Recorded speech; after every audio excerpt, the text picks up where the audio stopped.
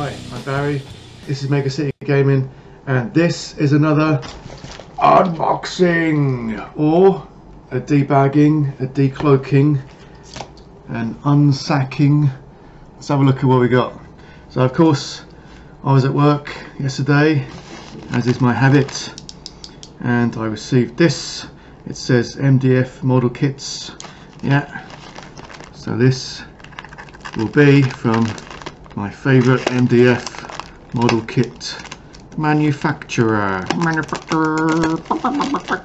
Right, here we go. Yeah. Oh, wow, that's pretty detailed. Wow. Anyway, I am already quite blown away by the level of detail in here.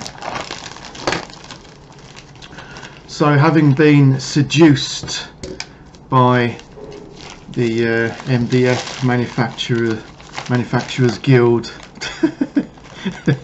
I'm now heavily into the right. Make sure there's nothing else in there. Right, it's all packaging. Right, I'm now balls deep into the MDF world. The world of the shady world of MDF. Right, here we go. DarkOps, yeah, DarkOps. Can't go wrong with that, mate. High quality, yes. Wargaming terrain and accessories. 28mm dark fi, large bunker. Yeah. So obviously that's not the paint job I'm going for, but obviously that paint job was chosen because you can see all the details of that with it. But anyway, I'm going to paint that.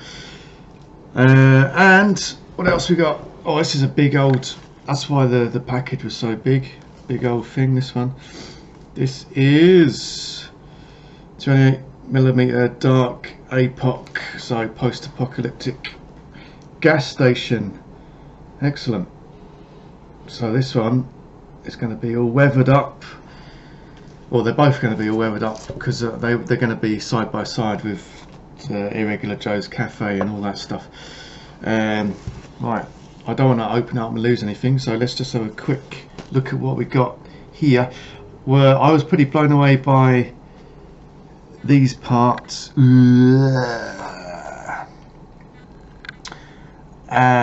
they will become apparent when I put it together, so don't worry about it. Don't try and squint and look at that.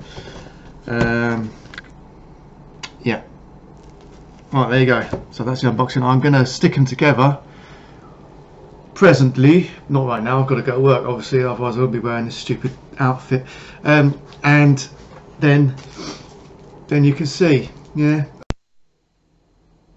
So here's the gas station all painted up. Didn't take me very long in terms of man hours, but took me a while because I had other stuff to do, you know. So it obviously comes apart for storage and such, so that comes off, these come off, yeah.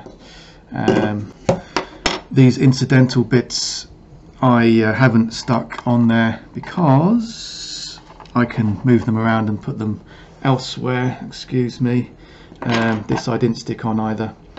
I did stick some extra pieces on there, a bit of plastic card there, it's got a corrugated texture on it, and I stuck some bits over the windows. These are from the garden centre, and it goes on the bottom of plant pots or something. I don't know. It was a quid for like a couple of sheets, quite big sheets of this, and you can cut it with a craft knife or a pair of scissors. It's very easy to work with. You have to use super glue if you want to stick it on, so I super glued it on. Paints up very easily as well, it takes paint well. So I recommend using that for all post-apocalyptic things. Right, so also the roof comes off very easily. And inside, wow, look at that. Yeah, so obviously I embellished it a little bit with like some kind of pump. There it is, there, and a nice pair of curtains here, a pink pair of curtains. I like a bit of pink curtains. And I put some posters and stuff a little bit. Not so much with the posters on this one, just a few, because I kind of don't want to take the attention away from the actual model itself. Plastic sandbags from Tamiya, just this stuff out my bits box, basically stuff I haven't used. I did stick an extra ladder inside. This is from a plastic fire engine toy, so stuck that inside. This one comes with the model, so and so what I did is I painted the floor first. I sprayed it grey as well as the roof, yeah. Painted that first before I stuck the rest of it on. So I stuck basically the building together, and I painted the building and I painted the floor separately, sprayed, because it's so much easier painting tiles, you know, on a nice wide open space, rather than imagine getting your brush in there trying to get that all painted. But very, very pleased with it. The doors open, which is awesome. Yeah, doors open, yeah, and doors close. Great. And that is the same with all the doors. There's doors all over the place, yeah, so they open and close. Yeah, so very, very, very happy with this. You'll see it on the table presently. Right, so that's oh yeah, like I said, these incidental bits, these are from my bit spots from all kinds of military vehicles and Tamiya stuff and whatever, and I didn't stick them on because, for example, I might want to put them on the counter. This is like volatile terrain. Stick them on the counter inside, stick them outside, and wanted to, you know, more options.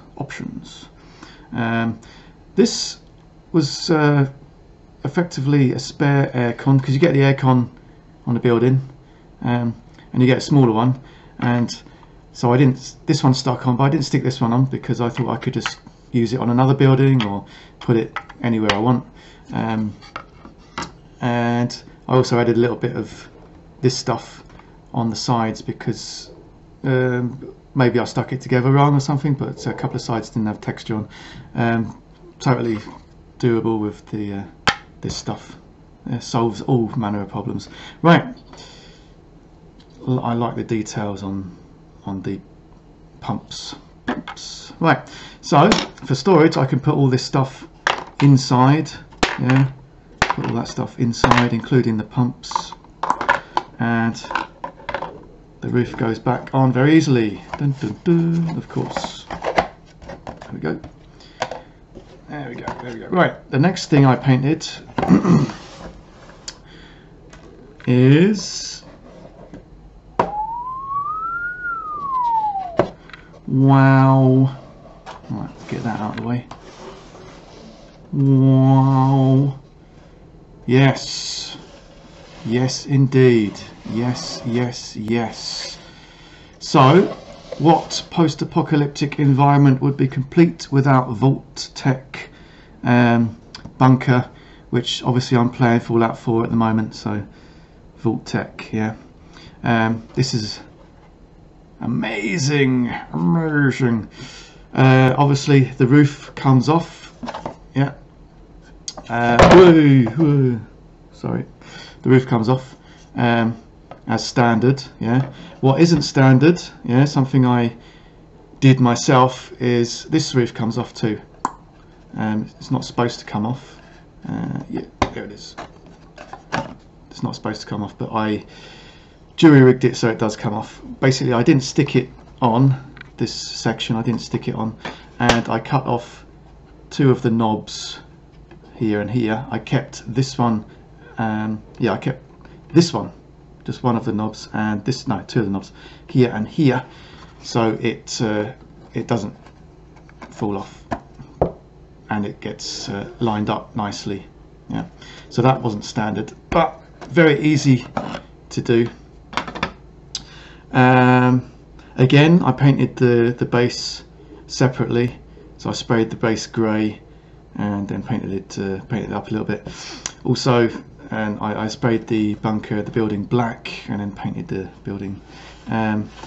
Another thing that isn't standard are the doors. Yeah, the doors are meant to be glued, like glued in, open, or even shut. But these doors open and shut. Yeah.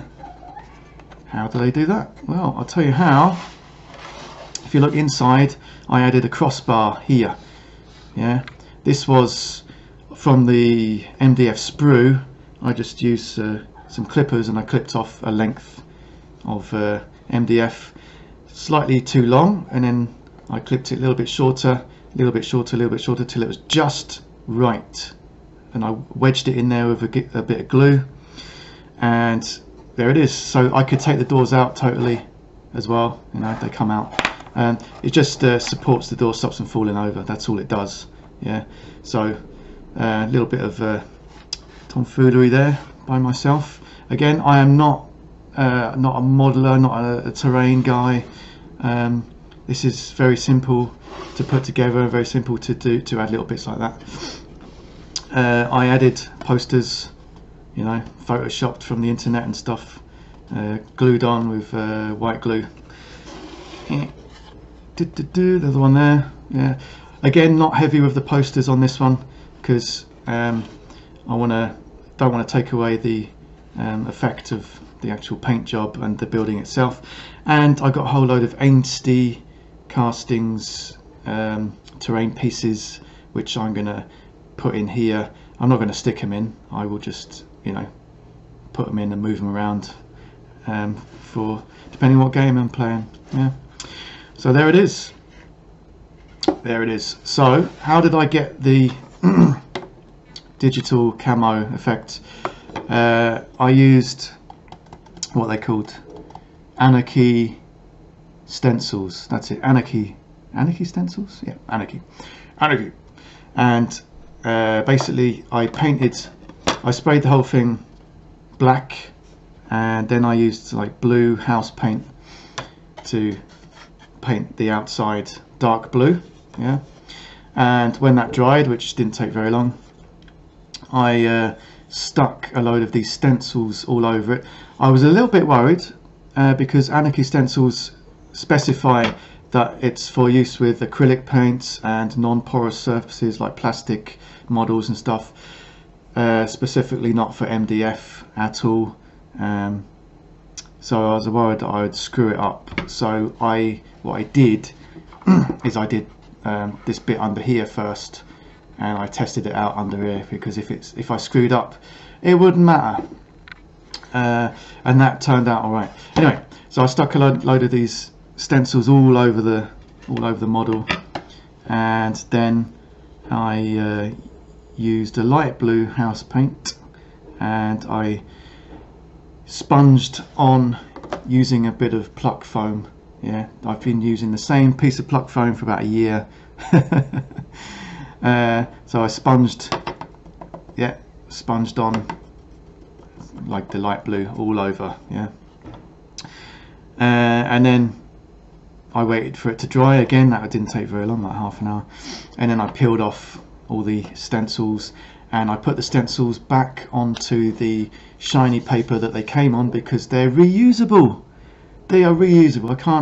I recommend them enough. I've already used them several times. So and then you get that effect. Yeah, it's very simple. Again, I'm not like a painter. I'm not like a super cool painter. I can get this effect, so can you. Anyone can do this. Also, as is my habit, I sponged the whole thing inside and out with my chocolate brown. The same with the garage as well, to give it like a worn, rusty, yeah, messed up post-apocalyptic effect. And that is it. I am so happy with this. Right, let's get these on the table. Let's get these on the table.